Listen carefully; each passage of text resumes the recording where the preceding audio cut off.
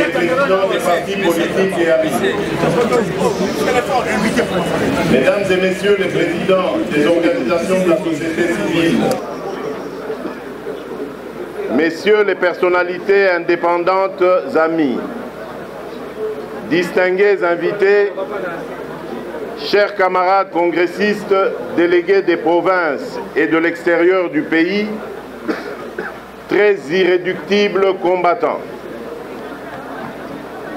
Ce 31 mars 2018 entre dans l'histoire et sera par conséquent gravé en lettres d'or dans les annales de l'Union pour la démocratie et le progrès social, parti politique auquel nous sommes tous très fiers d'appartenir. En ce jour où je prends résolument possession des plus hautes charges, ma pensée va d'abord tout droit à nos pères fondateurs, à ces milliers de femmes et d'hommes qui, il y a plus de 35 ans, dans la souffrance, les humiliations et parfois le prix du sacrifice suprême, avaient bravé la dictature, façonné non seulement l'histoire de ce parti, mais également celle de tout notre pays. Injustement, la vie de plusieurs d'entre eux a été fauchée sur les campus des universités, dans les rues de nos villes, à la permanence même du parti ici à Kinshasa. Ce sont nos martyrs, nos héros qui sont tombés sur le champ d'honneur. Ils méritent notre reconnaissance et même à la longue, une date précise leur sera dédiée pour mémoire.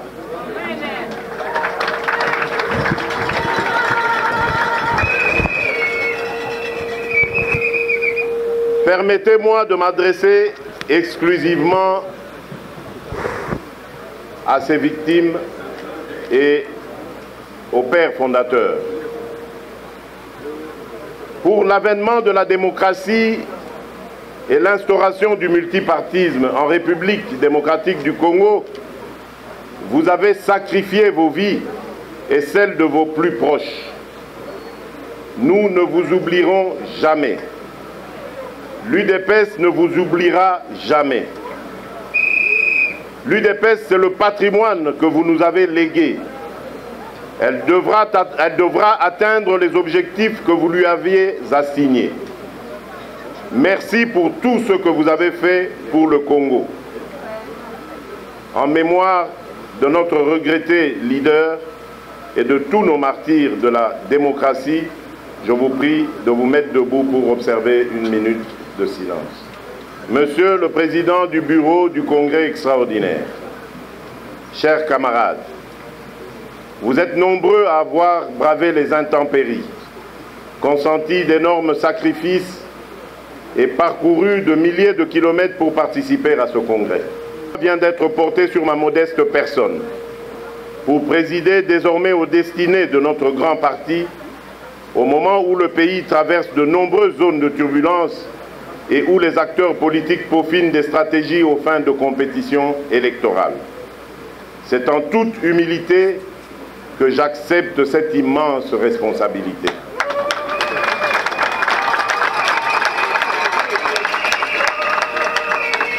Monsieur le Président du Bureau du Congrès extraordinaire, distingués et invités en vos titres et qualités, je me montrerais injuste si je ne faisais pas une mention spéciale pour notre secrétaire général, Jean-Marc Kabound à Kabound, qui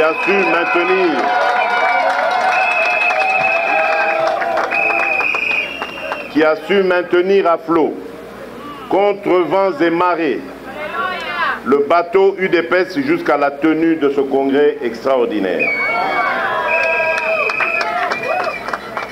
Mes remerciements s'adressent également aux membres de l'exécutif et ceux de la commission préparatoire du congrès extraordinaire. Tous, ils nous ont offert un congrès tant attendu par tout le monde. Par leur courage et leur détermination, Ils ont envoyé au rencard les ennemis internes et externes, surtout ceux qui bloquaient la machine pour que le congrès de l'UDPS ne se tienne pas.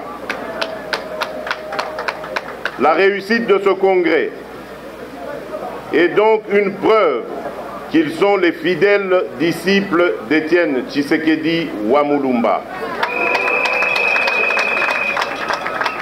Si ce n'est pas trop, qu'ils acceptent mes félicitations et l'ovation des congressistes ici réunis.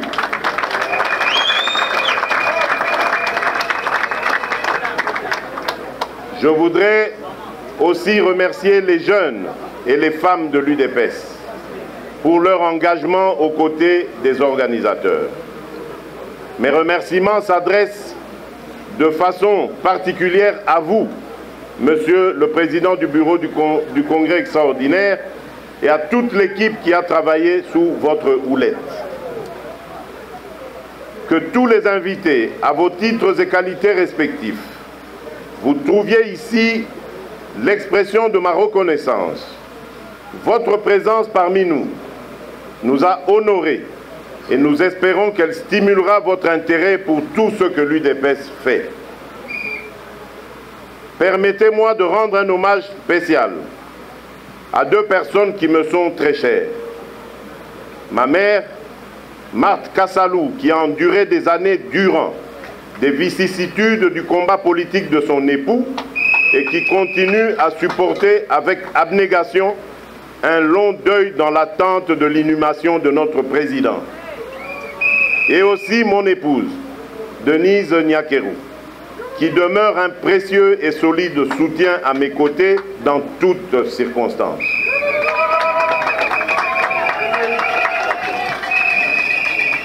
Chers camarades, ce jour est pour nous tous un moment historique. Il le demeure.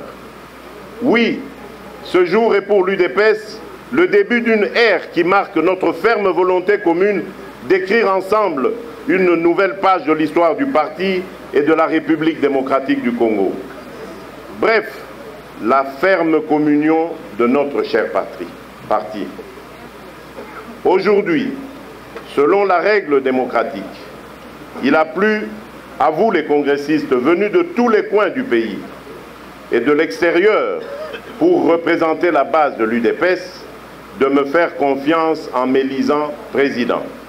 Votre président. Président de tout le monde, président de l'UDPS, qui, à ces jours, tous les sondages l'attestent, qu'elle reste le seul parti au lit national. Le parti sur lequel notre peuple compte s'il faut un changement réel en République démocratique du Congo. Ce choix n'est pas dû au hasard. Il est motivé par mon dynamisme, mon engagement et mon zèle de servir ce parti qui m'a vu grandir et donc qui m'a fait grandir. J'ai grandi en lui et pour lequel j'ai énormément souffert. C'est pourquoi ce choix, votre choix, fait de moi le dépositaire des valeurs de notre parti. C'est avec fierté que je reçois cette immense et noble responsabilité. C'est aussi avec loyauté que j'assumerai chaque jour, au cours des années à venir, pour porter le parti au pouvoir dans le but d'instaurer la démocratie et l'état de droit. Amen. Un état basé sur le respect de la suprématie de la Constitution sur tous, avec un pouvoir judiciaire réellement indépendant, qui rende justice au nom et dans l'intérêt de tous les citoyens sur une base égalitaire, bannissant toute forme d'impunité. La garantie des droits et des libertés consacrés par la Constitution. La bonne gouvernance, la lutte contre la corruption, pour créer ainsi un environnement propice au climat des affaires afin d'assurer le progrès social. Une justice distributive qui fait profiter les richesses nationales à tous et non pas enrichir illicitement une clique d'individus qui s'agrippent au pouvoir pour des intérêts égoïstes.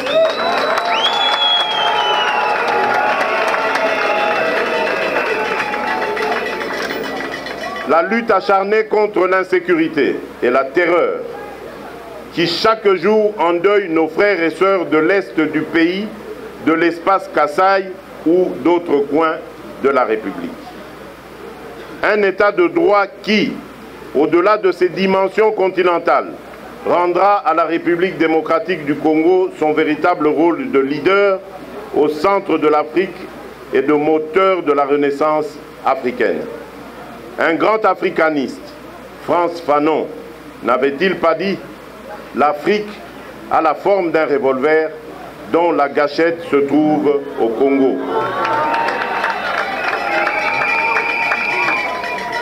Nous voulons le compléter en disant « Nous allons utiliser cette gâchette, non pas pour envoyer des salves de guerre aux frères et pays voisins, mais bien pour diffuser des impulsions positives pour la construction d'une Afrique ambitieuse, gagnante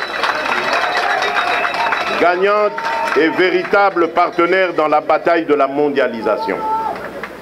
À n'en pas douter, la responsabilité qui est mienne est grande. Aujourd'hui, je me sens le vrai successeur du Baoba, héros national et père de la démocratie, Étienne Tshisekedi Wamulumba.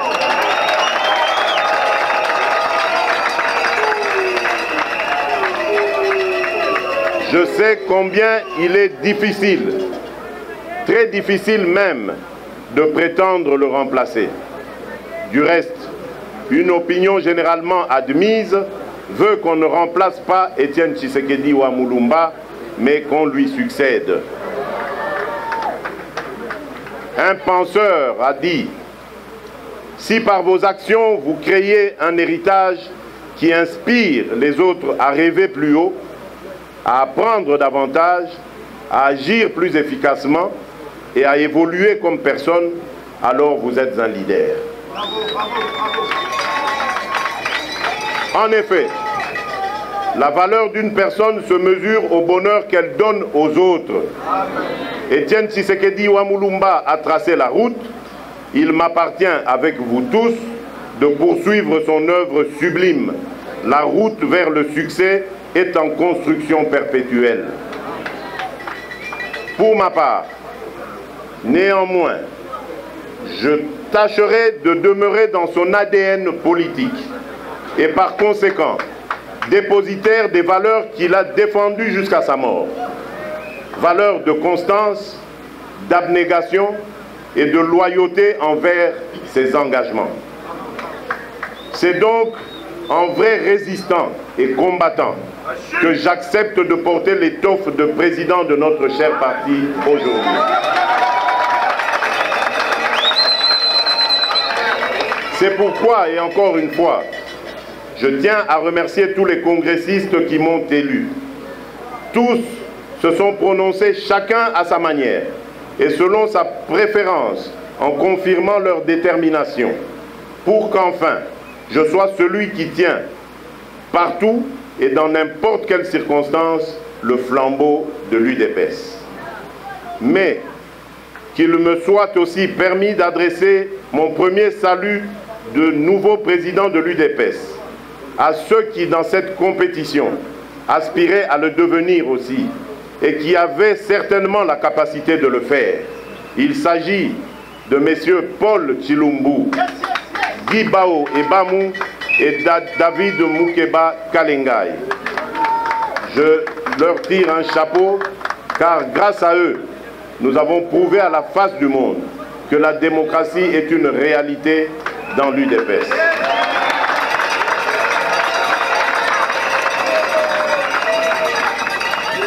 Ainsi, c'est moi qui conduirai la destinée du parti, mais je ne le ferai pas seul. Si je l'ai accepté, c'est aussi parce qu'une telle charge implique toujours déjà et nécessairement l'apport des autres. En d'autres termes, j'aurai besoin de tout le monde, petits et grands, jeunes et vieux, hommes et femmes, cadres et combattants tout court. Cette victoire, je vous la dédie. Vous, peuple congolais, vous la méritez car votre engagement pour les valeurs démocratiques et de l'état de droit est puissant, sincère, formidable et admirable. Soyez fiers d'avoir participé à cet exercice historique de la démocratie.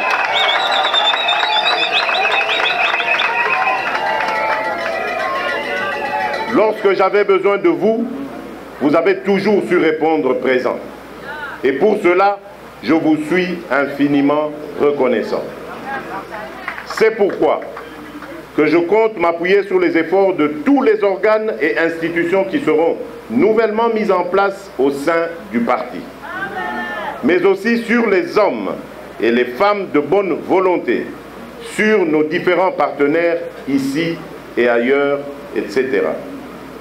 Chers camarades, mon accession à la présidence de l'UDPS soulève naturellement la question de savoir quelle sera mon offre politique par rapport au parti. Celle-ci peut se résumer en 3 objectifs et nos réformes se feront en fonction de ces objectifs.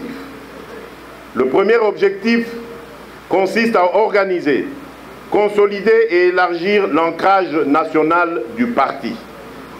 En effet, ce qui fait la force d'un parti politique, c'est le nombre de ses adhérents. Avec le concours de vous tous, sans distinction aucune, je vais m'atteler à ancrer davantage le parti sur l'ensemble du territoire national et d'en faire le socle sociologique le plus important du pays.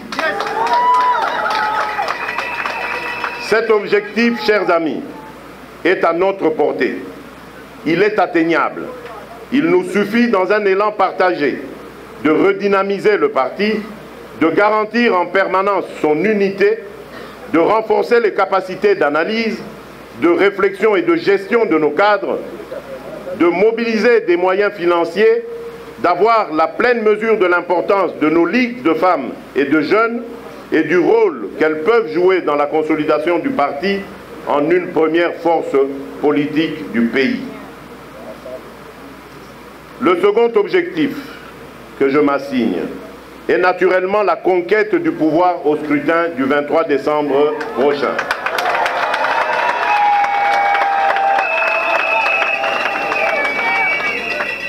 D'aucuns accusent l'UDPS d'avoir mené durant des années un combat politique stérile et de ne pas accéder au pouvoir. Eh bien, cette fois-ci, aux fins de conquête effective du pouvoir, nous nourrissons les ambitions électorales légitimes suivantes. 1. Gagner haut la main la présidentielle.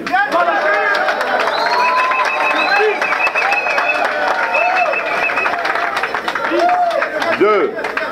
Avoir le plus grand nombre de députés provinciaux et nationaux. 3.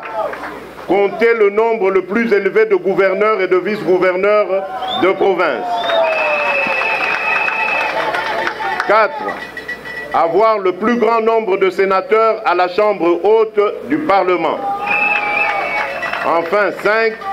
Au niveau local, conquérir la majorité des entités territoriales décentralisées. Comme vous pouvez vous en douter, une telle performance ne pourrait se réaliser que par le jeu d'alliances électorales. En d'autres termes, nous sommes et resterons ouverts aux alliances politiques et électorales, comme l'a attesté l'ex-président Lula en disant qu'en politique, les alliances, ce n'est pas l'affaire de principe, mais de conjoncture. Selon notre perception, nos alliés doivent être nos partenaires, c'est-à-dire des personnes avec qui on se dit franchement les choses et on fait les choses ensemble. En tant que premier parti de l'opposition, il est du devoir de l'UDPS de demeurer la gardienne du temple des valeurs pour lesquelles ses fondateurs se sont battus. Le jeu d'alliance ne doit pas constituer un handicap pour l'accession de nos membres au pouvoir. Nous ne pouvons pas miser uniquement sur les alliances pour nous arrimer à l'orbite du pouvoir. J'attends donc de vous, chers camarades, que chacune, chacun, quel que soit son lieu de résidence, au pays comme à l'étranger, d'exprimer ses ambitions et de se jeter dans la lutte de conquête du pouvoir.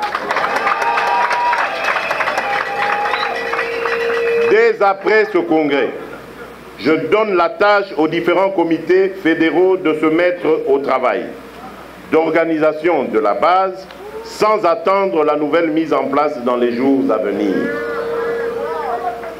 Quant au troisième objectif de notre présidence, il consiste en une action internationale aux fins de connecter l'UDPS à certains partenaires et soutiens extérieurs.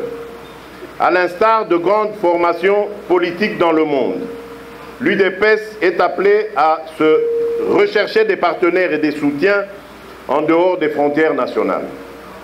Dans cette perspective, notre présidence mènera sans relâche une offensive internationale intense afin de nouer des partenariats entre l'UDPS et des partis politiques avec lesquels elle partage des valeurs communes en Afrique et partout ailleurs. L'UDPS s'attellera donc à rassurer les pays frères et amis sur son ouverture à promouvoir une politique de coopération, de cohabitation pacifique dans l'intérêt mutuel de nos pays.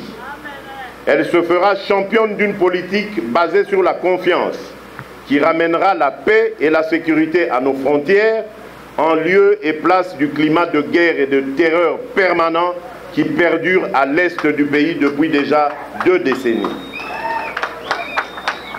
Je saisis cette opportunité pour adresser mes remerciements à l'ONU, à l'Union européenne, à l'Union africaine, à la SADC et à la CIRGEL, lesquels accompagnent la RDC dans le difficile processus électoral dont la réalisation crédible dépend de la mise en application intégrale et effective de l'accord de la Saint-Sylvestre. Je fais un appel solennel à toutes les forces acquises au changement de se mettre ensemble pour obtenir l'alternance démocratique. Monsieur le Président du Bureau du Congrès extraordinaire de l'Union pour la démocratie et le progrès social, Mesdames et Messieurs les présidents des partis politiques amis, Mesdames et Messieurs les présidents des organisations de la société civile amis, Mesdames et Messieurs les personnalités indépendantes amis, distingués invités, chers camarades, congressistes délégués des provinces et de l'extérieur du pays, très irréductibles combattants. Nous voici arrivés au terme des travaux de notre congrès extraordinaire. Je souhaite bon retour à chacune et à chacun. Que le Tout-Puissant vous accompagne sur votre chemin de retour et qu'il protège l'Union pour la démocratie et le progrès social, notre cher parti. Nous sommes l'UDPS, nous resterons l'UDPS, Union est le corps de notre parti, la démocratie est son âme, le progrès social son essence. Que vive l'UDPS, que vive la République démocratique du Congo. Je déclare clos les travaux du congrès extraordinaire de l'UDPS. Je vous remercie.